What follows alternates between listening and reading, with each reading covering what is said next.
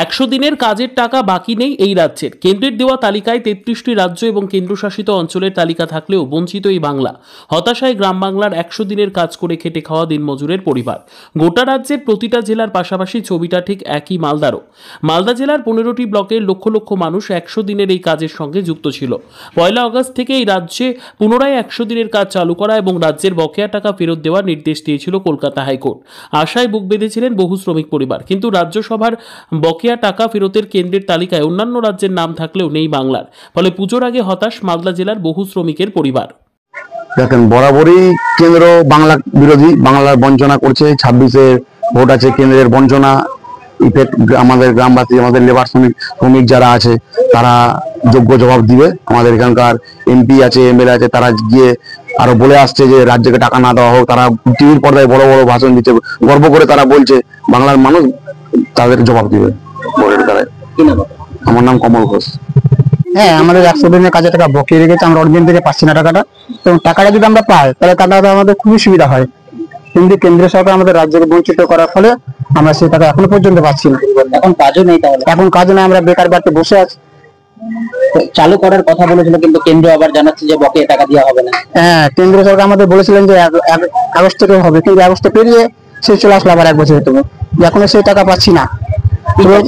আমরা চাই সেই টাকা আমাদের বকেয়া টাকা দেওয়া হোক এবং পুনরায় সে টাকা কাজ শুরু করা হোক। আপনার নাম? আমার নাম শ্রীরাম দাস। গোটা পশ্চিমবঙ্গ জানে যে মমতা বন্দ্যোপাধ্যায়ের যে উন্নয়ন সেটা এনআরজিএস প্রকল্প থেকেই হয়।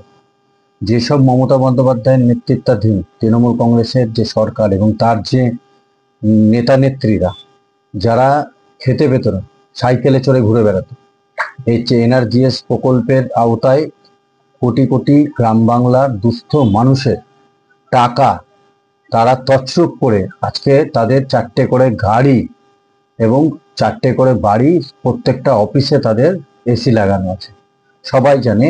এবং ব্যতিক্রম মালদা নয়, গোটা পশ্চিমবঙ্গে এনআরজিএস প্রকল্পের টাকা, 100 দিনের টাকা যেভাবে তৃণমূল কংগ্রেসের সরকার যেভাবে এবং নেতা নেত্রীরা তছরূপ করেছে, তার হিসাব না দেওয়া পর্যন্ত যে কেন্দ্র সরকার বারবার হিসাব চেয়েছে, কিন্তু তার হিসাব এরা দিতে পারেনি ঠিক মতো।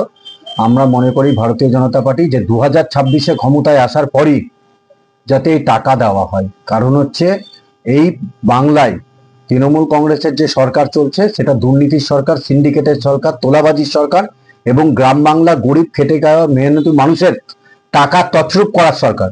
আমরা ধিক্কার জানাই ভারতীয় জনতা পার্টির পক্ষ থেকে যে তৃণমূল কংগ্রেসের সুপ্রিমো এবং অভিষেক বন্দ্যোপাধ্যায় বারবার দরবার করছে, বলছে যে কেন্দ্র নাকি টাকা দিচ্ছে না, বিজেপি নাকি টাকা আটকে রেখেছি।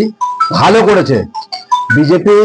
কেন্দ্র সরকার জানে যে এখানে যে সরকার চলছে সেখানে সেই সরকারে যতগুলো দুর্নীতি করেছে এবং সেখানে মালদা জেলাতে সবথেকে বেশি দুর্নীতি হয়েছে। আমরা ভারতীয় জনতা পার্টি মনে করি হিসাব দিতে হবে, তবে টাকা পাবে।